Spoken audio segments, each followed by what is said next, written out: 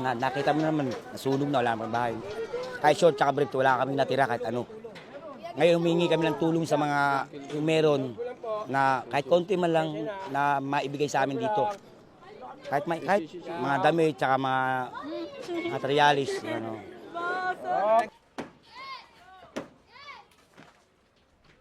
Ngayon kasi yan, di pa namin alam. Katulad niyan, ang hirap-hirap bumangon, lalo na pera kalaban mo dyan. Tapos wala man lang kami na isalba.